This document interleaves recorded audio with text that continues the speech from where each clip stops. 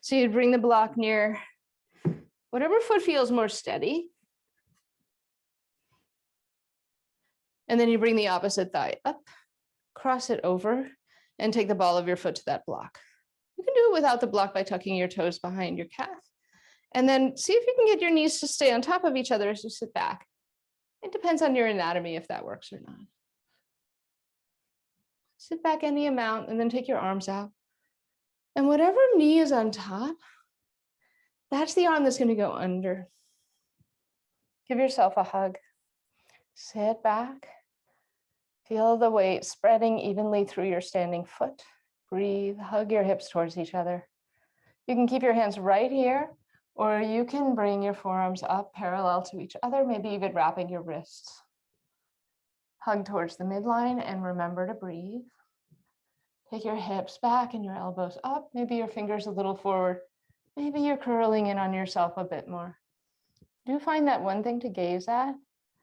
Find your steadiness. Curl in on yourself. Breathe. And anytime you're ready, start to unwind. Spread your wings.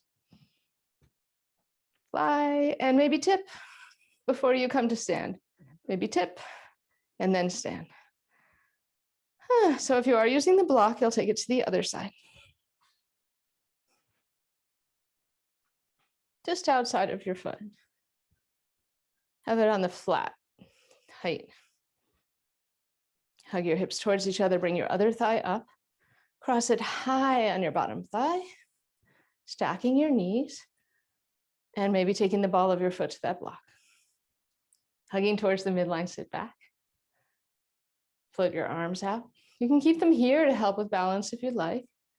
Or whatever thigh's on top, that arm is going under this time. You can keep hugging yourself like this and breathing.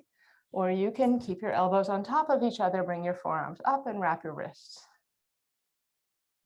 Breath is essential. Finding one thing to gaze at is very helpful.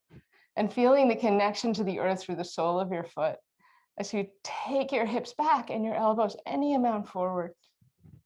Again, curling in on yourself. Let's keep our sense of humor when we're balancing. Anytime, spread your wings and maybe tip and then come back.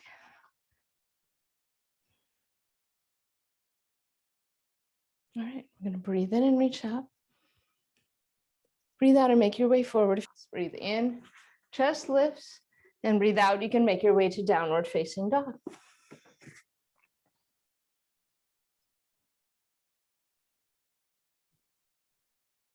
From downward dog, please take your knees down. I'm going to do a little toe stretch. So toes turned under. You can have your knees together and your heels together, or you can keep them a little apart. You can start to walk back, sitting back on your heels, but it's fine to keep your fingers on the floor. If you're fine, you don't feel much in your feet at all, walk your hands up to your thighs. We are not going for pain, we're going for a feeling of release through the fascia of the soles of our feet. So if you want to encourage your little toes under, you can.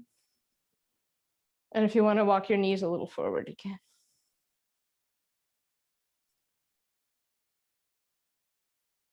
See if you can find contentment here, wherever you are, even though there's sensation, even though there's challenge. And then come to all fours and slap the tops of your feet, please. Okay, separate your knees, sit back on your heels, and if you've got that block, take it on a higher height and put your forehead on it. You can also use stacked hands or a firm pillow. Just make sure you're not going to smother your face in the pillow. So what you want to do is rock your forehead. So get a massage for your forehead by rocking your head and saying no. So maybe there are some boundaries that you want to consider holding a little more firmly.